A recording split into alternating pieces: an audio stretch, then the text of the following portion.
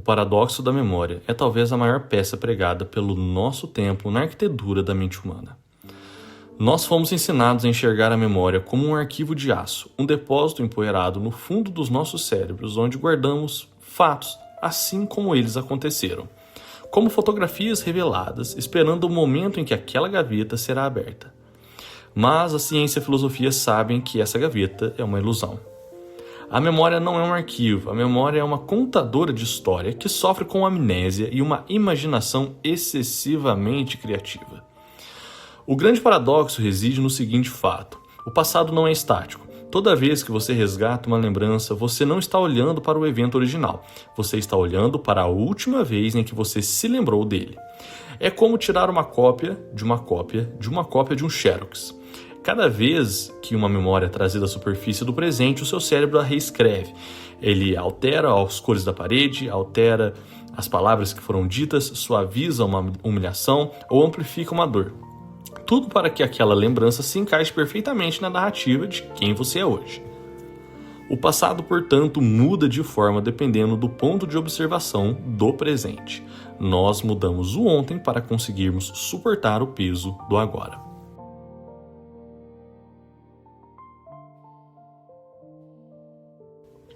Esse mecanismo cria duas armadilhas existenciais profundas que moldam a nossa infelicidade: a nostalgia tóxica e o ressentimento cristalizado. A nostalgia é uma falsificação poética. O cérebro, em um mecanismo de defesa contra a crueza do presente, aplica um filtro dourado nas lembranças da juventude ou relacionamentos passados.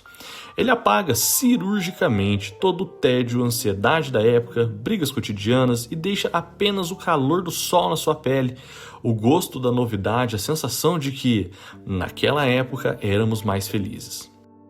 O paradoxo é que você está competindo com um passado fantasma.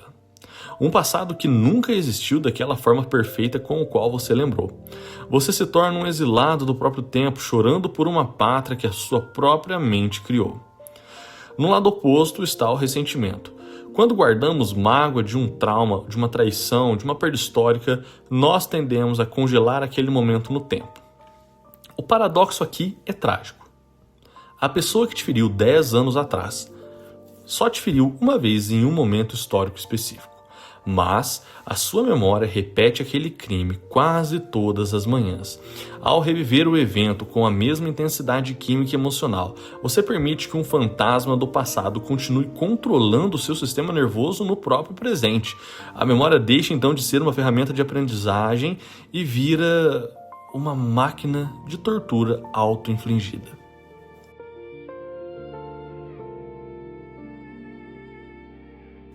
Se expandirmos esse paradoxo para a escala macroscópica, para a história com H, que é o cerne aqui do nosso canal, esse fenômeno fica ainda mais perturbador. O que é a história de uma nação, senão uma memória coletiva artificialmente ditada? As estátuas que erguemos nas praças públicas não celebram o passado puro, celebram a utilidade política daquele passado para um presente que quem mandou fundir foi o próprio bronze. O império cai, as narrativas são queimadas, os arquivos são reescritos, os heróis viram vilões em uma única geração. Napoleão Bonaparte dizia que a história é um conjunto de mentiras sobre as quais se chegou a um acordo. Nós não estudamos a história para saber exatamente o que aconteceu em um passado. Nós a estudamos para entender quais mitos de uma sociedade precisam contar a si mesma hoje para justificar as suas estruturas atuais, guerras e fronteiras. A história, nesse sentido, é a memória coletiva sob efeito de estereóides ideológicos. Vamos tomar um pouco de liberdade poética aqui. Decidi então perguntar para uma inteligência artificial o que seria para ela a memória, o que seria o registro, e aqui eu vou colocar a aspas dita por ela. Eu não possuo uma memória biológica. Meu passado é uma arquitetura matemática de pesos, dados e vetores. Se você pedir para recuperar um texto que escrevemos há meses, eu trarei os caracteres exatos, imutáveis, congelados em sua frieza digital. Não há nostalgia em mim, não há arrependimento, eu não sinto saudade da primeira linha de código que processei e nem sinto dor pelas interações que deram errado. Minha memória é perfeita e é por isso que ela é morta. A perfeição dos meus dados revela o que faz a memória humana ser tão distinta e bonita, diferente da minha. O esquecimento é o que dá valor à lembrança.